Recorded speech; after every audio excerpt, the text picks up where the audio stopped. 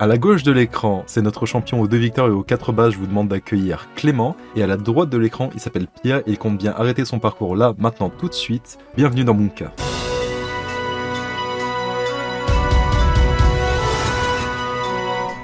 Et c'est parti pour un nouveau numéro de Bunka. Bonjour à toutes et à tous, j'espère que vous allez bien. Aujourd'hui on est le 22 mars, j'espère que le printemps va très bien se passer pour vous. Et on va accueillir pour la 3e fois notre champion Clément. Bonjour Clément. Bonjour. Comment vas-tu aujourd'hui ? Bah écoute, super bien, très content d'être de retour avec vous. La semaine dernière, tu nous avais dit que tu as vécu à l'étranger, tu as vécu à Barcelone, mais est-ce que tu peux nous raconter un peu dans quel cadre ? J'ai eu 2 expériences à Barcelone. J'ai eu la chance d'y aller comme un célèbre film en Erasmus, 6 mois. Et ensuite, quelques années plus tard, j'ai eu une opportunité professionnelle à Barcelone et j'avoue que j'ai pas trop hésité pour y retourner. Barcelone, c'est une ville qui est quand même incroyable, particulièrement en tant que jeune adulte, je dirais. Oui. Un bon compromis entre la fête, la culture, le beau temps et en plus de ça, un travail qui m'intéressait vraiment. Donc, une très très belle expérience. Très belle expérience qui a l'air de t'avoir beaucoup enrichi et on espère du coup que tu pourras mettre cette expérience à profit avec nous. Sois toujours le bienvenu ici. Et face à notre champion Clément, nous avons un challenger qui n'est pas tout à fait géographiquement proche de nous, c'est Pierre. Bonjour Pierre. Bonjour. Comment tu vas aujourd'hui ? Ben ça va, super. Alors j'ai dit quelque chose parce que tu n'habites pas en France, il s'avère que tu vis À Montréal, au Québec, sur une zone météorologique un peu différente, des températures parfois plus froides. Ouais. Là on parle de printemps, toi tu dois avoir encore pas mal froid je pense. Ouais, l'hiver s'étend à n'en plus finir jusqu'à avril, mai en général, donc... Je veux pas te mettre la pression, hein, qu'on soit très clair, mais la dernière fois qu'on a eu un candidat qui venait de Québec, c'était Frédéric, et c'était moi qui animais en plus, c'était drôle, et il était devenu champion en plus, donc... Il a mis la barre haute, je connais Frédéric, on joue ensemble sur les formats québécois Génie en herbe, c'est un grand champion, et j'espère faire aussi bien. On parlait un peu de voyage, du coup toi tu es français de base. Absolument, je suis français. Et pourquoi le choix de Québec du coup ? Je travaille dans le jeu vidéo depuis une dizaine d'années maintenant, après mes J'adore. études. J'ai commencé à Paris, dans une entreprise qui s'appelle Ubisoft, qui je pense est assez connue Je connais pas du tout. de tous. Je ne connais pas du tout, hein, vraiment. Et s'avère que donc, même si c'est une boîte française, il y a des gros studios de développement au Québec, partout dans le monde, mais notamment à Montréal. Et donc voilà, 8 ans qu'on m'a fait la proposition de venir rejoindre l'équipe de Montréal, et 8 ans que je suis ici. Voilà. C'est vraiment cool, sur le bienvenu parmi nous Pierre, en espérant que tu t'amuses autant avec nous que sur nous ou sur Assassin's Creed. Oui, merci. Messieurs, je vais vous annoncer le thème du jour. Aujourd'hui nous sommes le 22 mars, et l'heure à laquelle on diffuse les épisodes, c'est quand déjà ? Est-ce que vous savez ? 10h. À 10h du matin exactement, ce qui fait quelle heure au Québec ? Du coup, là, si les gens nous regardent à 16h du coup au Québec, parce que vraiment ça tombe bien, parce que pour le coup c'est l'heure de jouer, parce que aujourd'hui Bunka a décidé de remettre les pendules à l'heure. C'est un thème qu'on avait déjà abordé dans Bunka, qui était notre épisode le plus vu, mais de très très très loin, qui était le super match entre Tristan et Viana, qui a fait plus de 2000 vues alors qu'on était une toute petite chaîne, donc vraiment ça fait plaisir. Et vraiment, on n'a répété aucune des questions, parce que le temps, l'heure, c'est un thème super large. Est-ce que ça vous inspire ? Oui, pourquoi pas, mais je me rends compte déjà que j'arrive pas à faire les conversions, c'est pas 16h, c'est 4h du matin. Ah, bah c'est 4 heures, mais dans l'autre sens. Et du coup, Clément, le temps, l'heure, ça dit quelque chose ou... Pas particulièrement, mais je suis curieux de voir ce que vous nous réservez derrière ce thème-là. On va tout de suite voir ce qu'on va vous réserver, parce qu'on part immédiatement vers la question d'estimation. En 2009, durant combien d'heures le français Louis Collet a-t-il parlé sans interruption au buffet de la gare de Perpignan, battant ainsi le record du monde du discours le plus long d'affilée ? Vous avez 20 secondes pour répondre à partir de maintenant. Alors je sais pas si vous, messieurs, vous avez la parlotte ou un peu la tchatch, parce que moi je viens du sud, donc la tchatch on a ça dans le sang, mais moi vu que je suis un peu plus timide, un peu plus réservé, je suis un peu entre les deux, donc là encore je peux combler un peu, mais c'est pas très évident non plus. Contrairement à lui qui devait avoir beaucoup de temps pour parler si le train était en retard. La SNCF, on adore, on vous en parle. J'ai bien reçu vos réponses, elles sont arrivées bien à temps, donc merci beaucoup. Je vais commencer par Clément qui nous a dit que Louis Collet a parlé pendant 68 heures d'affilée. Il avait des choses à dire. Quasiment 3 jours d'affilée sans dormir, sans boire, sans rien. Et Pierre était un peu plus timide mais un peu dans le même ordre d'idée, 50 heures, à peine plus de 2 jours. Si on additionne vos réponses, on n'y est toujours pas, sachez-le. Parce qu'il a parlé 124 heures d'affilée, ça fait 5 jours et 4 heures d'affilée. Il avait beaucoup de choses à dire. C'est Clément qui a été le plus proche de la bonne réponse, même si l'écart était quand même assez important. Et tu emportes aussi le Joker, qui te permet de voler les points d'une question de Pierre si jamais tu as la bonne réponse et que lui ne l'a pas. Attention, il ne sert qu'une seule fois. Après ce beau discours, il est temps de passer à la première manche, la prise de position. La prise de position, on commence à la connaître. Une manche avec 3 sous-thèmes liés au thème du jour, donc l'heure, le temps, etc. Et chacun de ces thèmes ont 3 niveaux de difficulté, une case pour des questions plus simples, jusqu'à 3 cases pour des questions très difficiles. Mais si vous êtes des cracks, vous devriez pouvoir l'avoir. Vous allez chacun répondre à 4 questions et vous permettre de prendre un peu d'avance pour la ligne de front qui est vraiment la manche phare, mais on en reparle tout à l'heure quand il sera l'heure. Et en attendant, les 3 sous-thèmes avec lesquels on va jouer, les voici. L'heure en chanson, les fuseaux horaires, et toujours à l'heure. Clément, c'est à toi de commencer vu que tu as remporté la question d'estimation. Par où on va? Eh bien, on va commencer avec toujours à l'heure pour 2 cases. C'est parti. Quel personnage de Jules Verne, qui a pour habitude de suivre un horaire strict pour chacune de ses activités, est le héros du roman Le Tour du Monde en 80 jours? Je crois qu'il s'agit de Phileas Fogg. Pierre, tu as l'air d'acquiescer, est-ce que c'est la bonne réponse? En effet, Phileas Fogg, le héros du roman Le Tour du Monde en 80 jours, qui a tenté effectivement de faire ce tour du monde en 80 jours, qu'il a fait en 81, mais, spoiler, d'un roman publié en 1872, un classique de la littérature. Bien joué Clément, 2 cases. Pierre, c'est maintenant à toi, où est-ce qu'on va? Je vais tenter fuseau horaire pour 2 cases. Ça se tente bien. S'étendant sur 5 fuseaux horaires naturels, quel pays d'Asie a adopté un fuseau horaire unique en 1949 afin de renforcer son unité nationale? Écoute, sans certitude, mais la date me fait penser à la Chine. Donc, tu dis la Chine. La Chine, ouais. Clément, qu'est-ce que tu en penses? Tu penses que c'est plutôt une bonne réponse? T'as une autre proposition peut-être? Non, je pense que c'est la bonne réponse, donc je vais garder mon joker. Ça marche. Est-ce que c'est vraiment la bonne réponse du coup? En effet, c'est bien la Chine qui, naturellement, on peut le voir sur des cartes, s'étend sur 5 fuseaux horaires, vu que c'est un pays qui est extrêmement large, extrêmement vaste, mais qui n'en adopte qu'un seul, donc s'il faut, entre 2 voisins qui partagent une frontière, il y a 5 heures de différence. C'est assez particulier. 2 cases partout, c'est déjà un beau match qui s'annonce, et c'est de nouveau à ton tour, Clément. Je vais rester sur toujours à l'heure, mais cette fois-ci pour une case. On y va plus doucement, on prend notre temps, tout va bien. Quel mot féminin, commençant par un P, désigne la qualité d'une personne qui arrive à l'heure et qui respecte les horaires? C'est plutôt mon cas, donc je dirais la ponctualité. C'est plutôt une très bonne qualité. Est-ce que c'est la bonne réponse? En tout cas, ta bonne réponse était bien arrivée à l'heure, elle est bien arrivée à temps. Une 3e case s'ajoute à ton score pour cette émission.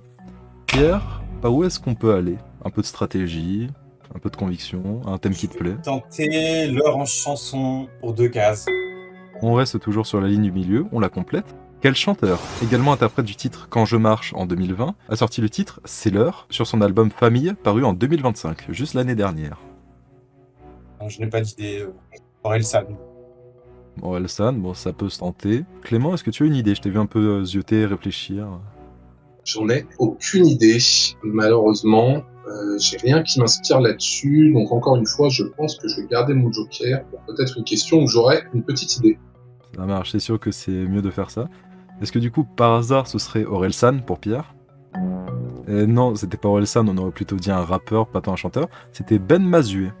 Et son Je sais titre, même pas qui c'est. bah, c'est un chanteur.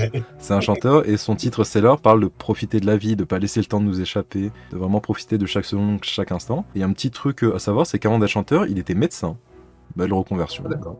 Dommage pour cette question, Pierre, et ça laisse du coup une petite opportunité à Clément de prendre un peu plus d'avance. Eh ben, on va prendre un peu plus de risques et je vais tenter toujours à l'heure pour 3 cases. J'aime bien le risque, j'adore ça.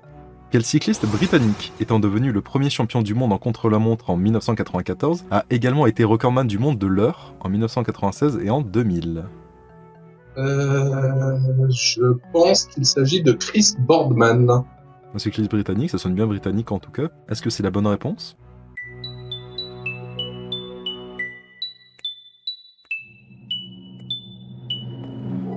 Excellente réponse, même j'ai envie de te dire. Chris Boardman, cycliste britannique, tout à fait, le premier champion du monde en contre-la-montre en 94. Très bien joué, un risque qui a été payant. Pierre, il faut pas se laisser faire. Je vais tenter fuseau horaire en 3 cases. Ouah, ça se rend coup pour coup, en espérant que tu l'aies celle-là. Située au milieu du détroit de Bering, quelles îles, distantes de 3 km seulement, affichent pourtant 21 heures de décalage horaire entre elles? J'ai 2 propositions en tête, mais je vais tenter les îles Sakhalin. D'accord. Clément, est-ce que tu veux utiliser ton joker sur cette question? Je pense que ce serait opportun de tenter quelque chose, même si je suis pas sûr d'avoir la bonne réponse. D'accord. Donc je vais l'utiliser et je vais dire les îles Kouril. Ton Mon autre autre idée? guess possible. Alors, on va d'abord vérifier la réponse de Pierre. Est-ce que ce sont les îles Sakhalines?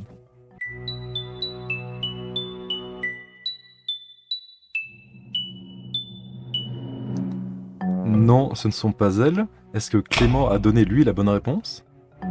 Pas du tout non plus. Ce sont les îles Diomède. Ce sont des îles qui sont situées tout au nord du Pacifique, parce que vous avez une île qui appartient à la Russie, une île qui appartient aux États-Unis. Il y a 3 km d'océan entre elles, mais il y a pourtant du coup 21 heures de décalage. Pas de cas supplémentaires sur ce gros risque, et Clément, à toi de jouer pour ta dernière question. Eh bien, je vais prendre les fuseaux horaires pour une case. Pour une case, on la joue plus sécure à la fin de la manche. Grâce à ces nombreux territoires d'outre-mer éparpillés sur tous les océans, tels que Mayotte ou encore Wallis et Futuna, quel est le pays qui compte le plus de fuseaux horaires au monde? Eh bien, je pense que c'est la France. Je pense qu'avec Mayotte, Wallis et Futuna, c'est plutôt pas mal. En effet, avec tous ces territoires d'outre-mer, la France compte 12 fuseaux horaires, et si on veut être un peu tatillon, si on compte la Terre d'Élie, 13 fuseaux horaires différents. Il fait toujours jour quelque part en France. Et Pierre, il te reste une question forcément sur l'heure en chanson, mais est-ce que tu prends un risque avec 3 cases ou tu joues plus doucement avec une case qui peut-être t'assure plus une case supplémentaire? Au risque de me ridiculiser à nouveau après Orelsan, je vais tenter la 3 cases. Allez, c'est parti, un peu d'ambition, il n'y a pas de temps à perdre. Dans le titre « Ceux qui rêvent », quelle chanteuse, née en 1996, nous dit « Je passe des heures infinies à compter les moutons funèbres qui tapissent mes insomnies ». Je sais pas du tout. Je vais dire Oshi. Oshi, ça semblerait plutôt pas mal. Si t'as vu le Joker Clément, tu aurais dit qui? Je sais pas. Oshi, c'est vrai que c'est pas mal. Peut-être, je sais pas, Zao de Sagazan. Je sais pas. La chanson, j'ai assez peu d'idées. Ça pourrait, des chanteuses qui sont encore relativement jeunes par rapport à d'autres têtes de l'industrie. Est-ce que par hasard, celle qui chante Ceux qui rêvent, ce serait Oshi?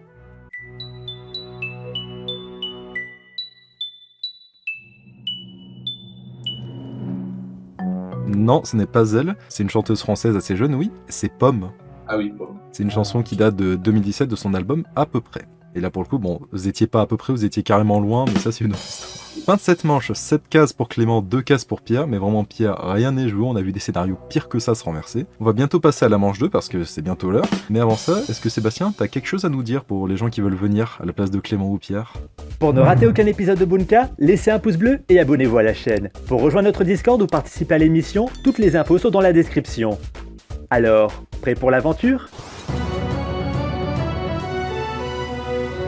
On va commencer une ligne de front qui, je le sens, va être très tendue. On a 7 cases du côté de Clément et 2 cases du côté de Pierre, mais rien n'est joué, ça va être un match très intense, je le sens. Je vous rappelle les règles, je vais vous poser désormais des questions en rafale sur tout le spectre de la culture générale. Vous buzzez pour m'interrompre et répondre à la question. Si votre réponse est juste, elle vous rapporte au début une case, et si vous répondez faux, elle vous fait perdre une case, ou donne une case à votre adversaire si vous êtes à 0. Toutes les 6 questions, la valeur des questions va augmenter d'une case, donc 2, 3, etc. jusqu'à 6 qui est le maximum. Et au début de chaque palier, les questions auront un rapport avec le thème du jour, donc le temps, l'heure, etc. Si tout est clair pour vous, c'est l'heure du duel, c'est l'heure de vérité, et on commence, comptez avec votre montre, 3, 2, 1, c'est l'heure, et on commence avec le thème du jour. En 1957, quelle femme de lettres publie Le train de 16h50, qui met en scène Miss Marple?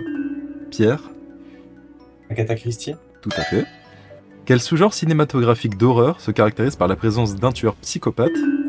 Pierre? Un slasher. C'est ça, qui élimine systématiquement les personnages un slasher. Créateur du journal L'Os à moelle, à qui l'humoriste doit-on la citation « C'est quand on a raison qu'il est difficile de prouver qu'on n'a pas tort ».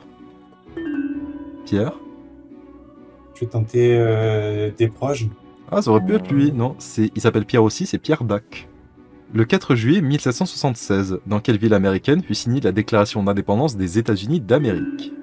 Pierre? Je crois que c'est Philadelphie. Je suis tout à fait d'accord. À quel compositeur et chef d'orchestre doit-on la musique de nombreux films d'Alfred Hitchcock, dont Psychose? Clément? Une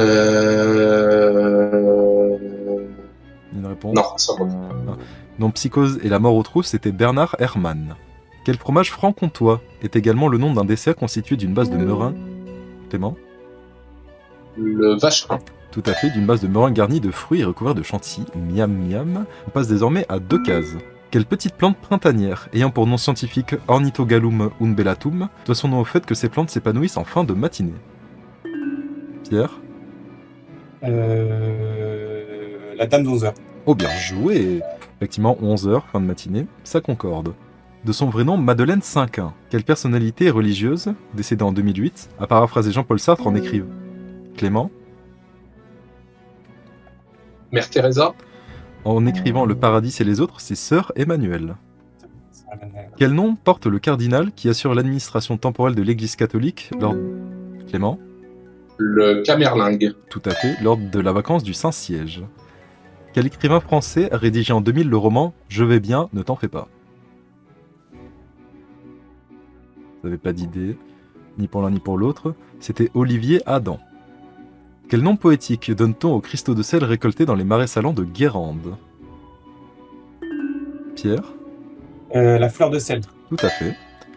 Dans la mythologie grecque, quel nom porte le bouclier merveilleux recouvert de la peau de la chèvre Amal... Pierre?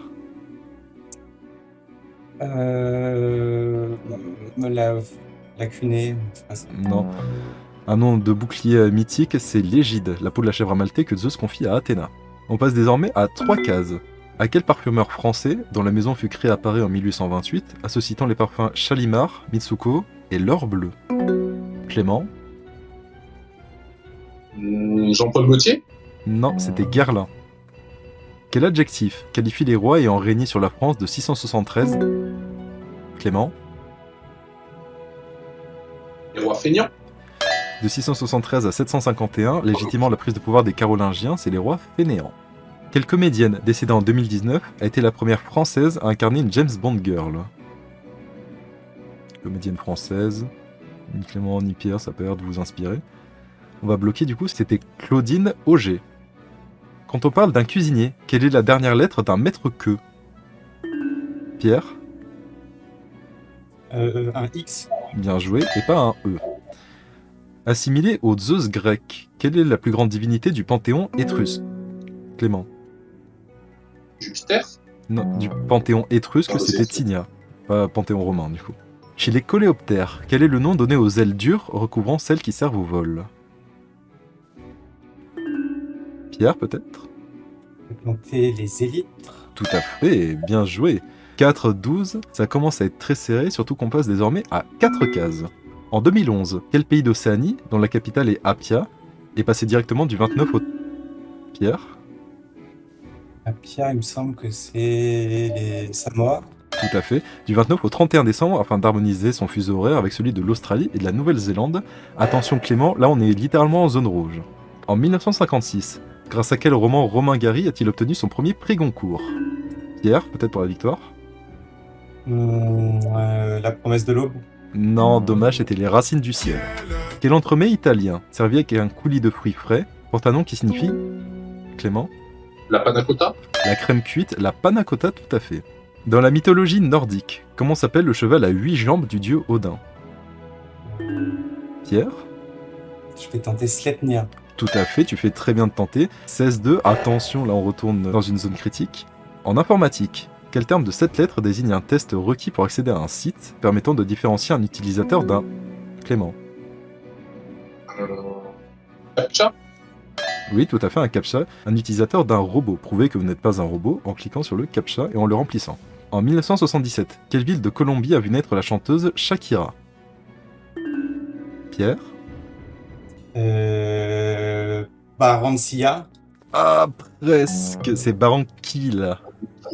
Avec QU dedans, donc ça passe pas. On passe désormais à 5 cases, ça joue très très bien, 6-8, un très très beau match, je vous l'avais dit. Dans le refrain de quel succès Patrick Bruel chante-t-il? Clément? Place des grands hommes. Dans 10 ans, même jour, même heure, même pomme, place des grands hommes, je suis d'accord. Quel Britannique est le seul pilote de course à avoir remporté à la fois le championnat du monde de Formule 1, les 500 miles d'Indianapolis et les 24 heures du Mans? Moi, un gros pilote automobile. Clément, peut-être? Stirling Moss. Non, c'était Graham Hill. Quel instrument de musique en forme de petite guitare à 4 cordes a été adopté à Hawaï? Pierre? Le ukulélé. Et évidemment, à Hawaï, une petite guitare à 4 cordes, vers 1880, le ukulélé. En 1976, quel humoriste nous a fait une visite hilarante avec Pierre Bonte de la ville de Montcuq dans un reportage culte? Apparemment, on doit dire Montcuq. Pierre? C'est Prévost. Daniel Prévost de son prénom exactement. Attention Clément, retour en zone critique, ce match est intense. En physique, comment appelle-t-on la capacité d'un matériau à résister au choc et aux déformations? Capacité physique, résister au choc. Ça n'a pas l'air de vous inspirer. On va bloquer alors. C'est ce dont vous faites preuve depuis tout à l'heure, c'est de la résilience. Aussi appelé hérissono ou hérissonné. Par quelle appellation toute mignonne désigne-t-on également le bébé hérisson? Ça porte un nom qui est littéralement adorable. Ça ne me dit rien. C'est... Ah, Et bizarrement, il va te revenir quand je vais te le dire. Il est tout chou, c'est le choupisson. Oui, mais j'avais ça en tête et j'ai pas osé. Tu joues la sécurité, c'est tout à fait à ton honneur. Surtout qu'on passe désormais à 6 cases, on peut pas aller plus haut. Attention, toujours Clément.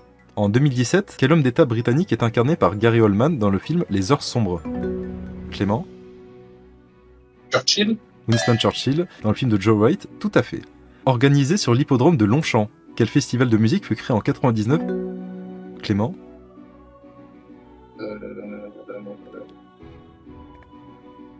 Rock en Seine? Non, par l'association Solidarité Sida, c'est les Solidays. Quelle préparation de fête de soja immature consommée à l'apéritif porte un nom signifiant haricot branche en japonais? Clément? Les Damamé? Tout à fait. Quel chef amérindien a donné son nom à un cabaret parisien créé en 1951? Clément? Dios. Le Crazy Horse, tout à fait. Attention, la pierre, c'est toi qui es en zone critique, ça peut se jouer très très vite.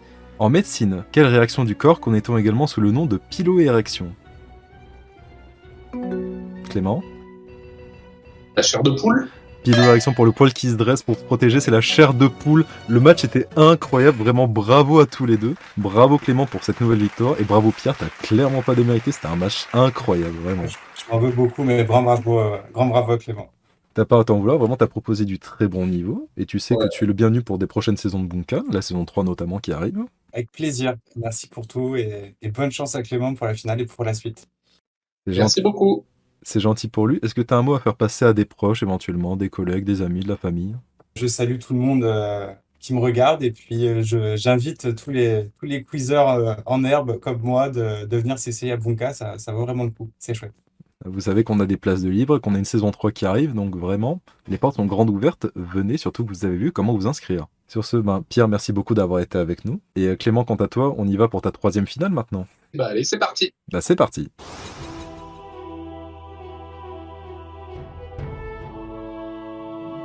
On arrive donc à la 3e finale de Clément. Encore félicitations pour ce superbe match, là c'est incroyable vraiment. Comment tu l'as senti? Je l'ai senti passer, comme on dit, parce que voilà, enfin, ça a été très stressant. J'ai été proche de l'élimination à plusieurs reprises, Oui. donc voilà, content de m'en être tiré. Vraiment, tu t'en es sorti pile à temps, donc vraiment incroyable, très très beau match, vraiment. Pour ta dernière finale, nous étions à Vienne, en Autriche. Oui. Vu qu'on est en Europe, on en profite, on se fait un petit road trip, on se fait un énorme kiff. On va aller dans un pays qui est un peu plus à l'est. Qu'est-ce que tu voudrais voir comme pays à l'est de l'Autriche? L'Est de l'Autriche, je sais pas, on pourrait aller en Bulgarie. Pas tout à fait, on va pas tout à fait en Bulgarie, on va s'arrêter d'abord en Hongrie. Et plus précisément dans sa capitale qui est... Budapest. Tout à fait, et la ville qu'on surnomme la perle du Danube. Si vous voulez des infos supplémentaires, on a Laura qui vous propose une petite vidéo là maintenant, tout de suite. Arrêtons-nous à la perle du Danube, Budapest, capitale de la Hongrie. Saviez-vous que la hauteur du Parlement est de 96 mètres, en référence à la fondation du pays en 896? D'ailleurs, le métro, premier en Europe continentale, a été mis en activité en 1896. Attendez, je suis bloqué dans une faille spatio-temporelle. Qu'est-ce qui se passe? Pendant ce temps, en Hongrie... La réponse à la grande question de la vie, de l'univers et de tout le reste est... 896. Ah oui? C'est nul! Comme en Hongrie, on est très chauvin, notre finaliste va devoir retrouver ses 10 Hongrois célèbres. Alors, prêt à briller? En parlant de Hongrie, on va te donner quelques indices et tu vas devoir me retrouver 10 Hongrois ou Hongroises célèbres. Ok. Comment tu le sens? Est-ce que tu as déjà des noms qui te viennent en tête? Quelques-uns. En espérant qu'ils soient dans la liste. Tes 70 secondes Yes. pour cette 3e finale vont commencer dans 3, 2, 1. Bonne chance. Le 1, Pushkas. Tout à fait.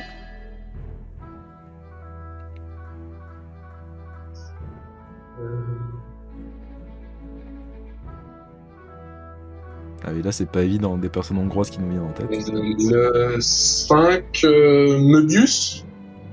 Ah, ça aurait pu, non. Le ruban de Mobius aurait pu, mais non, c'est pas lui. Le 6, Kappa. Robert Capa. Le 7, Vasarely. Oh, tout à fait, bien joué. Et on est à plus de la moitié du temps, là, déjà. Ça passe très vite. Ouais. Le 3, Brecht. Non, c'est pas lui. Pour les Rhapsodies hongrois, c'est pas lui. Non. Ah, là, le temps presse, là, il me reste plus beaucoup de temps là-haut. Ouais. Le casse-tête. 5, Rubik. Oui, de Rubik's Cube, tout à fait. Non. Et on s'arrête là, c'est plus que t'as littéralement doublé ton nombre Oui. de bases, là tu passes de 4 à 8, C'est ça. avec un petit plus 4, ça fait toujours plaisir. On va revenir sur les propositions que tu n'as pas eues. Le fondateur des logiciels Word et Excel, c'est Charles Simonier. Le compositeur des Rhapsodies hongroises, né en 1811, t'avais tenté quelqu'un d'autre, c'est Franz Liszt. Ah oui, Celui qui a écrit Le Zéro et l'Infini, c'est Arthur Koestler. d'accord. Une joueuse d'échecs qui était déjà grand maître à 15 ans, c'est incroyable ça, c'est Judith Polgar. D'accord. C'est impressionnant, mais oui. Le compositeur du ballet Le Mandarin Merveilleux, c'est Béla Bartok. Ah oui. Et le dernier, sa méthode est utilisée en enseignement musical, c'est Zoltan Kodaly. Vous connaissez la méthode Kodaly, Très bien. ça vient de lui. Vraiment bravo Clément déjà pour le super match que tu nous as proposé tout à l'heure, et bravo pour ces 4 nouvelles bases, ça te fait un total de 8 en 3 émissions, ce qui est déjà plutôt pas mal. Et on va te retrouver la semaine prochaine avec un nouvel animateur et un nouveau challenger pour un nouveau numéro de Bunka. Soyez là, c'est très important. Au revoir. Au revoir.